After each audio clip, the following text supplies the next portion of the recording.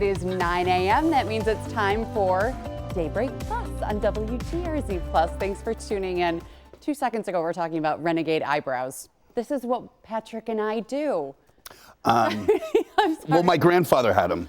My grandfather had Wilford Brimley eyelash, even though he wasn't that kind of guy. Right. He was kind of more of a stately man. Yeah. But yeah, I in my DNA, I get a couple of rogues. Well, and she wants, and Amy Lawless, who works here, she once took a pair of tweezers. Yeah. And she pulled it out, and I thought it extended to she pulled out the back of my hair all the way through my brain and out here.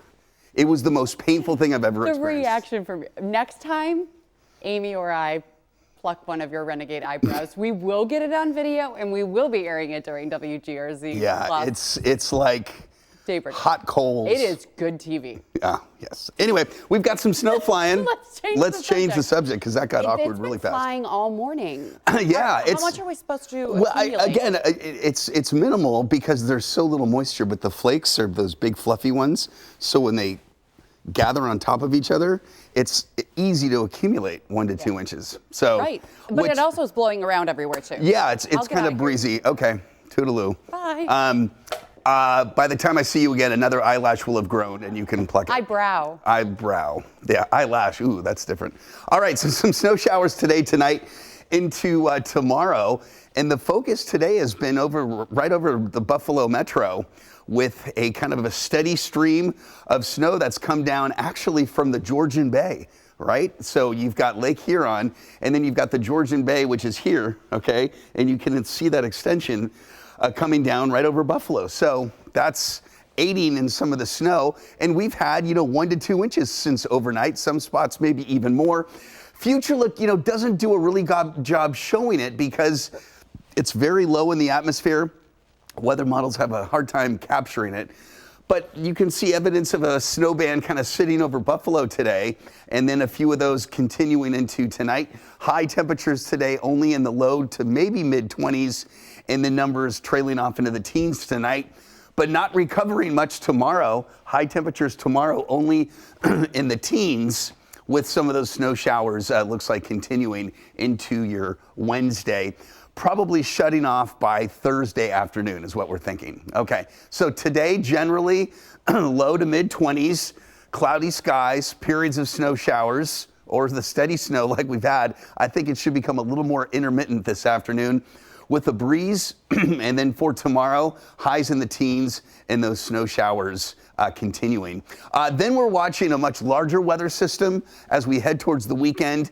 I want to show you where it's going to develop because this is going to be headline making. It is going to bring ice and snow to the Big D, Dallas, Texas. Heavy snow possible there, and this will be on Friday. Then it's going to head in our direction, weaken a little bit, but we'll begin to see some snow here. Friday night into Saturday, it should be light snow is what we're thinking, maybe an inch or so, and then hopefully out of here. Well, it should be out of here by Sunday, leaving us with a mainly dry Buffalo Bills game. 24 degrees, cloudy with some snow showers today, cold and breezy. For tonight, cloudy with some snow showers down to 17. And the long-range forecast, dry weather on Friday. There's the light snow for Saturday. Sunday, mainly dry. I can't rule out a few snow showers off the lake in the afternoon.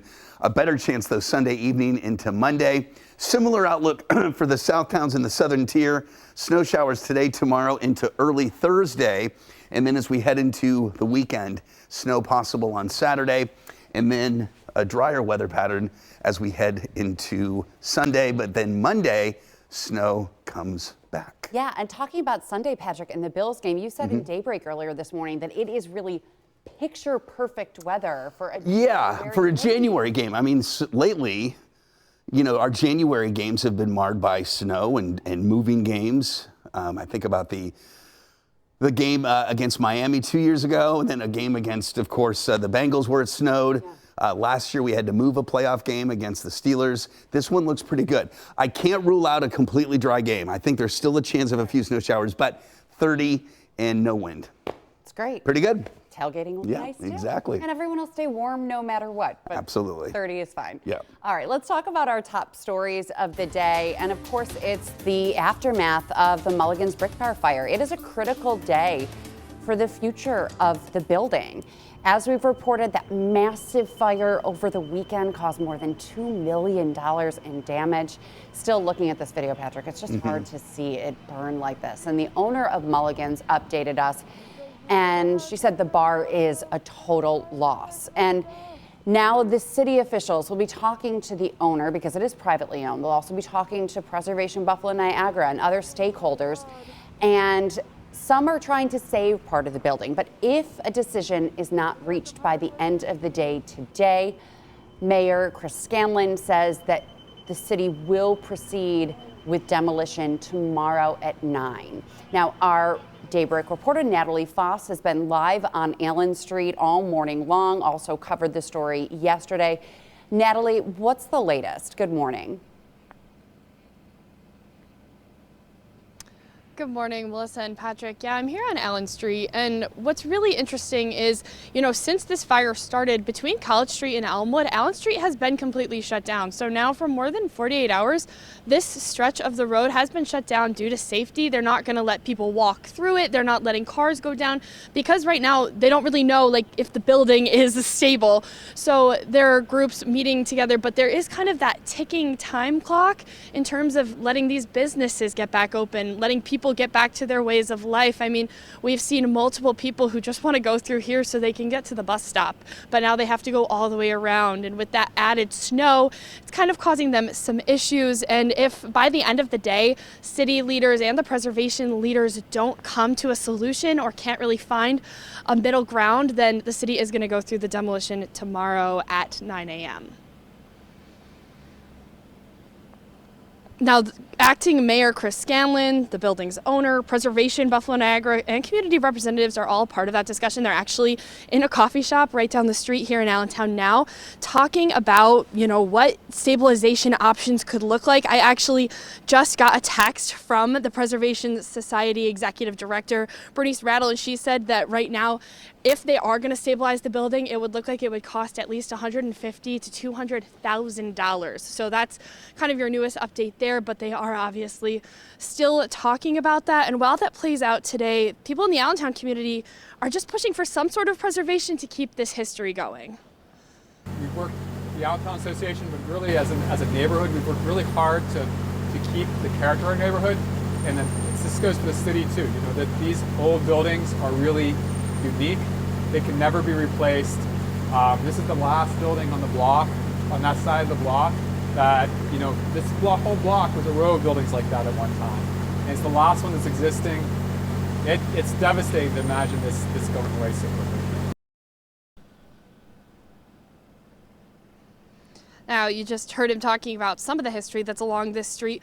Mulligan's Brick Bar has been standing at 229 Allen Street since 1897. There was actually a photographer that was just here who said he got a really great shot up at the top of the building. You can still see that it says 1897. So it's obviously been a mainstay here for a while, and it's a place that's seen the community grow and expand for more than 100 years. And we've heard that throughout the past couple of days, getting people's stories, hearing Pete Gallivan's stories about growing up just around the corner and trick-or-treating in here. So it's definitely something that not everybody would like to just see go tomorrow morning at 9. And I think it's similar to the Pink, where people just have great memories in there. And, we were talking with people who are walking down the street who say they've met their girlfriends there and now they're married. So you hear all these really great stories, and it's definitely not a place you want to see go. But on the other hand, life needs to continue here in Allentown, and I think for a lot of people, it's hard for this stretch, especially in Allentown, where it's a pretty walkable community. People walk to and from bars and restaurants and home and work.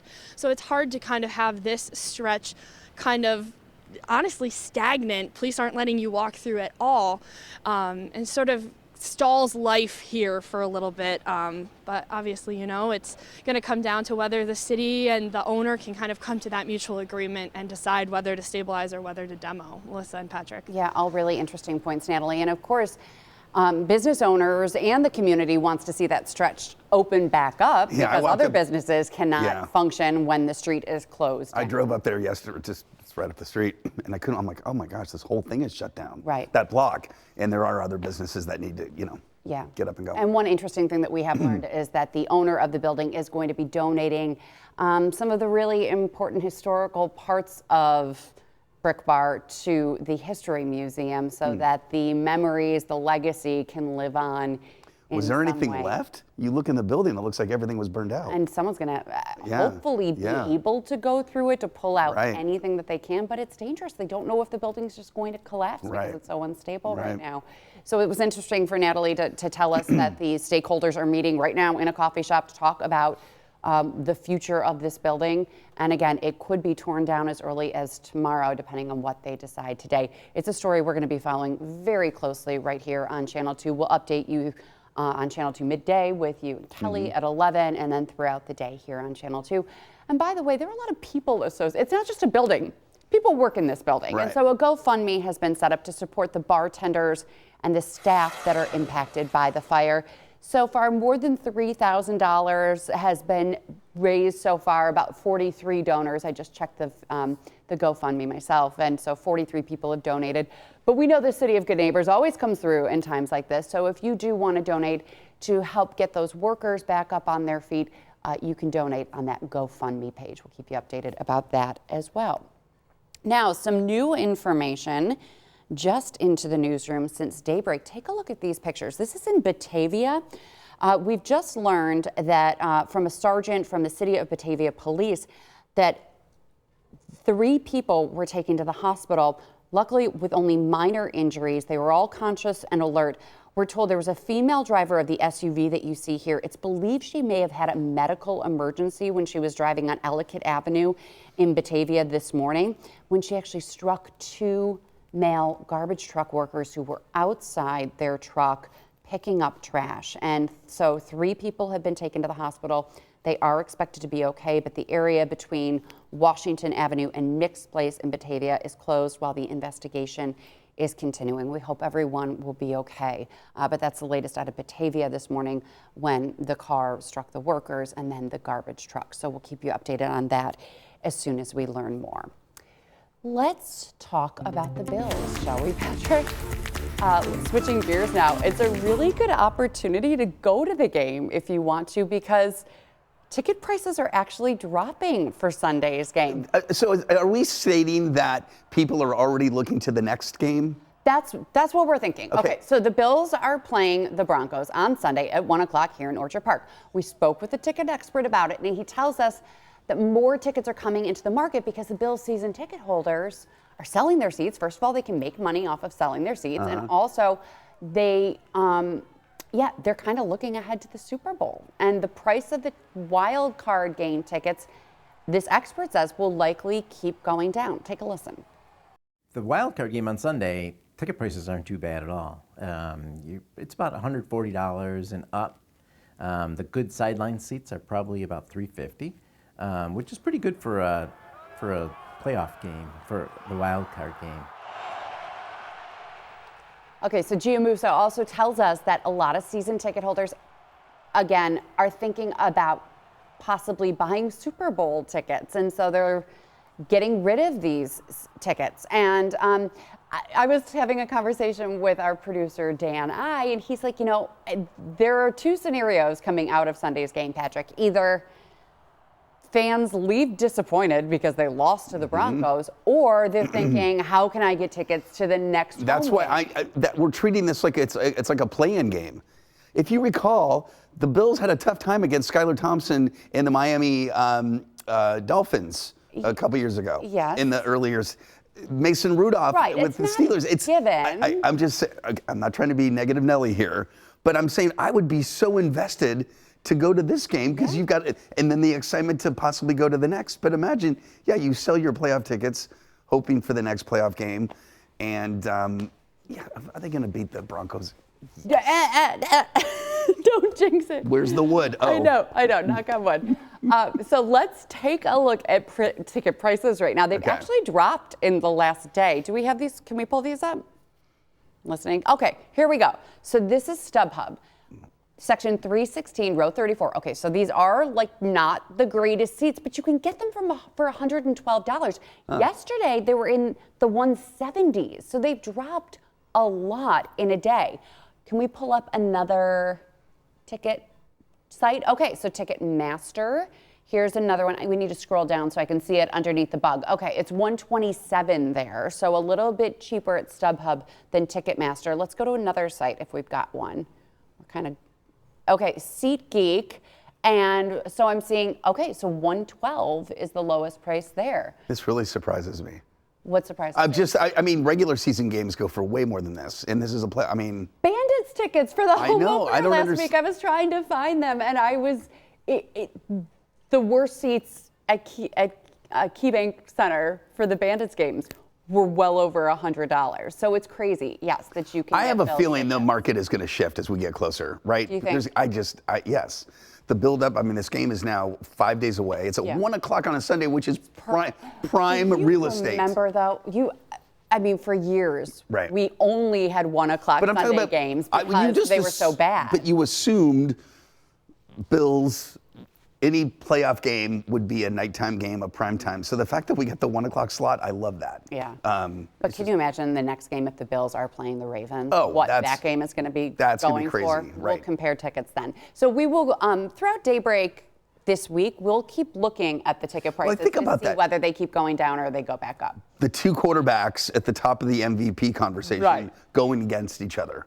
That is going to be a game for the ages. Right. So what I would do, sell your tickets to the Broncos game, put all your thoughts and effort and money into the next one. That's why we're seeing prices Why did we down. even run this stuff? Yeah, I'm just kidding.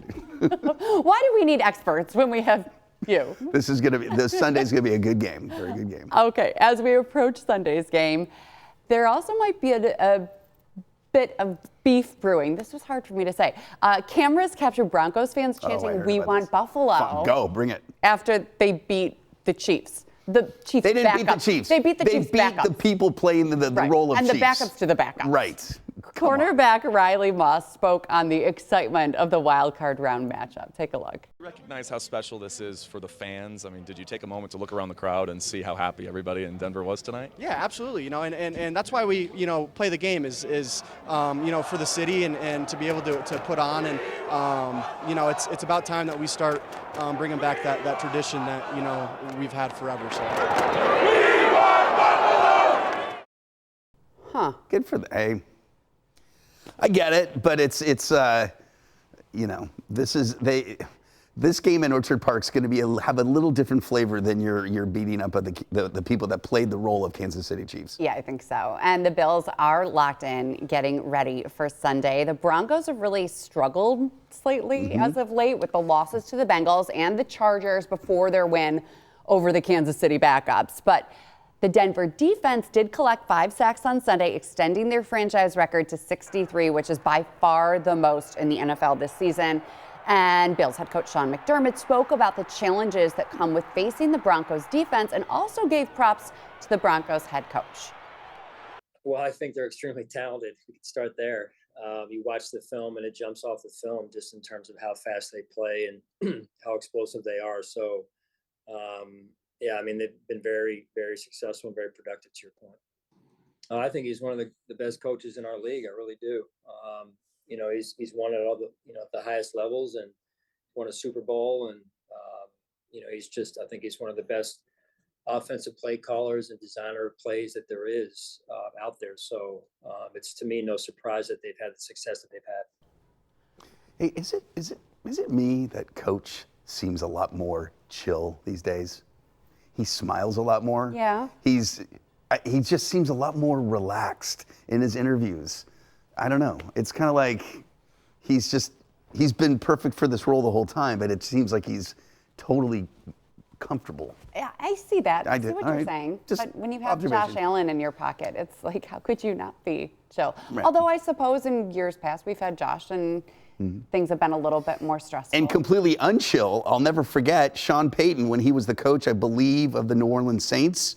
And he went to go shake the opposing coach's hand, and it turned into this vicious argument. Do you remember that video? Mm-hmm. And he just was this angry, ornery guy. Yeah. Nothing to say about him as a coach. He's a great coach. Yeah. But talk about a guy with a temper. Well, speaking of other coaches, and Saints coach and the Jets coach, Saints and the Jets, after the regular season ended, immediately they said, can we interview Bills OC Joe Brady for the head coaching position? Brady did confirm that the reports are true, but he reiterated that, of course, right now he is focused only on the task at hand. And I said on Daybreak today, like, can't there be a non-compete between like divisional coaches? Right. Like, I don't want my offensive coordinator bag of tricks going over right. to the Jets and saying, here's what we know. And it happens all the time. But also, I mean, Joe Brady going from coaching Josh Allen to coaching whoever, Aaron Rodgers or He's whoever's not gonna- going to, you don't he's- think he'll be back? I don't think so. But the other thing, I think the Bills had something to do with the interview process that these coaches go through has to wait now until like a certain round of the playoffs. Yeah. Because if you think about it, I'm a coach, I'm an offensive coordinator, I'm trying to plan for my next game, but I'm also trying to plan for an interview. Yeah. You know, it's kind of, and I think the Bills were instrumental in getting that process delayed. Mm-hmm. And I'm also looking at Brian Daboll also and Joe Shane from. I'm glad that they're staying. Yeah. And, I mean, you want the best for those two. Brian Daboll is he grew up in Seneca. He's such a Buffalo guy, and you just want him to succeed. He's such a good dude. I know, and I love and Joe Shane was the assistant general manager for the Bills. And the ownership group decided to keep both, despite their horrible record last year with the Giants, or last season. They've got faith in them that they can turn it around. I'm hoping for the best for them. All right, let's talk about the Sabres now. They dropped 3 games in a row. And then they go beat the best team in the And NHL. then somehow they beat the best team in the Eastern Conference. Did I not say this the other day? Despite their lousy record, they beat really good teams. Yeah. I was at last night's game. It was yeah. fun You were to there. watch. They blew a lead 3 times last night.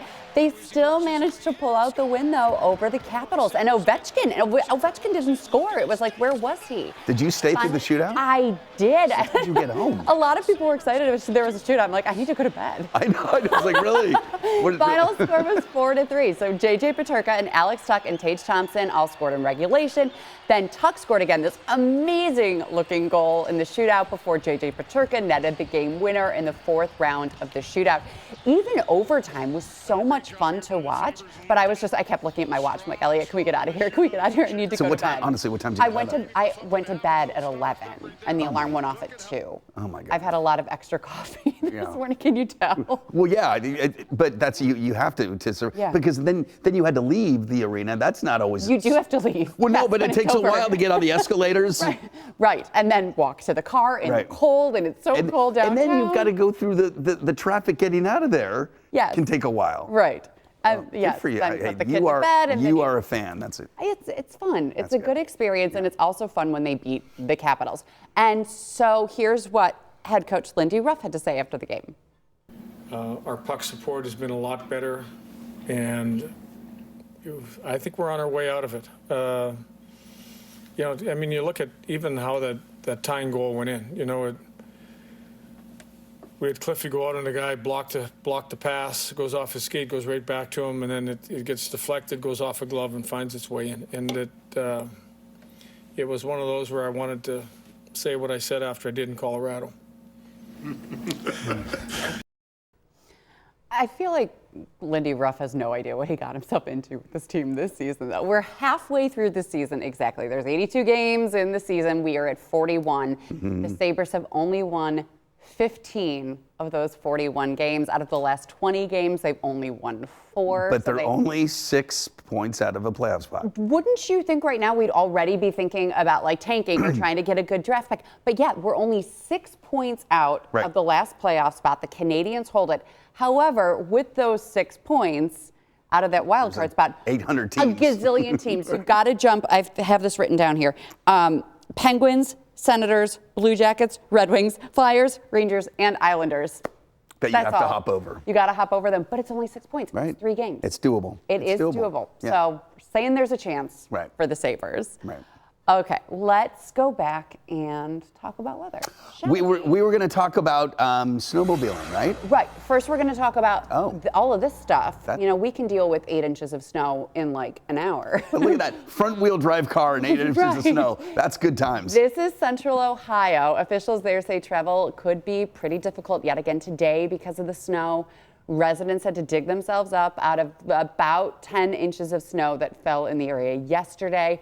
We also have video from North Carolina. Secondary roads in Surry County were covered in ice and slush, causing some problems there. That looks like a dusting, but it's but I'm telling you that a dusting of snow or an inch in North Carolina, They're not used to driving no, it. I mean, no. Here, I had to learn how to drive in the snow before I was allowed to get my license. It was like you have to take your driver's ed course in the snow, my parents said, before I'm allowed to drive. So no major accidents reported there. But the airports in Washington and Baltimore have created a lot of flight problems elsewhere. Oh, we were going to pull up okay, so total delays to Buffalo right now are still at 9 delays within, into, or out of the United States today at Buffalo are 9 cancellations, 7. So this is really just a good message to check with your airlines and see what's going on. If there are any, weather here is fine, but if your plane can't get in or you can't get to where you're going, you're going to have issues. And it's like Dulles got 7 inches of snow. It's just they don't have the infrastructure to deal with it. So it like shuts down the airport. You get 7 inches here and it's no problem. Right. I mean. And that's why there are so many snow symposiums here in Buffalo. Right. Our snow removal crews here in the city and in the county know what they're doing. When you go to an airport that's prepared for this, I remember flying out of Minneapolis on an international flight.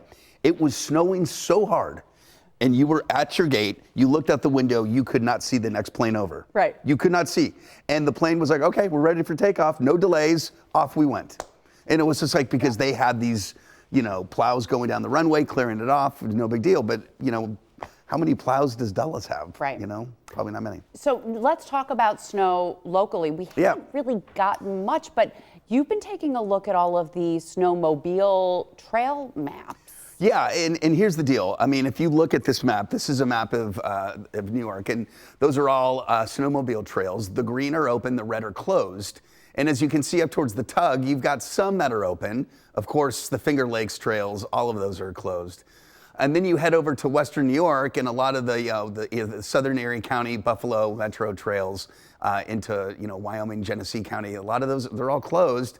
You get down to Chautauqua Ridge and they're open. So I spoke to my buddy Rich Lederman today, snowmobiles, quite a bit. And he said— Rob Lederman. What's that? Or Rob Lederman. I call him Richie. Rob Lederman, apologize. And he said that the lower elevations are kind of sloppy. So when you're like going into Mayville, it's a little rough. But once you get up in elevations towards Sinclairville, Cherry Creek, the trails are fun. He went 50 miles yesterday. So nice. there is some trails to be had, but we do need a little more snow, and the weather pattern is good for snow in the coming weeks there. So it is going to pile up some as we round up the month. That's nice, because last winter there were like non-existent snowmobile trails. I know, it was and awful. I know, and this. I was told to do this. Anyway. Okay, yeah, Patrick's going to go do weather right now. So here's what I want to do. So that's the state of the nation with snowmobile trails. What I want to quickly do here is show you what is happening with our yearly snowfall total, and then take a look at some of the ski resorts as well. So snowfall this season in Buffalo, just shy of 25 inches. The average for this time is about 40 inches, so we're running a 15-inch deficit. Now, this time last year, we had half of that amount. We only had 11.6. However, we had a bounty in the middle part of January. In fact, we got about 45 inches in a week. So our yearly total came up shy last year, but not as bleak as it looked like early in the season. Holiday Valley currently has 2 to 4 foot base. I think it's 41 out of 60 trails are open. Kissing Bridge, a little bit less. They only have about 10 of 30 trails open, 1 to 2 feet base, and Peak, about 1 to 2 feet of snow on the ground. So temperatures today, cold. We're adding a little bit of fluff out there to the trails and to the Buffalo Metro. So snow is coming, and the snow that is falling is not melting. It's been a cold weather pattern for the last week. It's going to stay that way into perpetuity, into next week. So we're going to see any additional snow that we're going to get is going to stick around. So if you're a winter weather enthusiast, enjoy. I will say we have about 2 to 3 weeks of wintry weather coming, but when we enter February, we flip it around. It's going to be more spring-like, apparently, is how it looks like. You like that? I love that. Okay. Oh, 20-inch show. Yes, get over here. Melissa, Wait, I'll never get there in 20 seconds. You'll never get here. Something bad will happen if you try to run across the studio.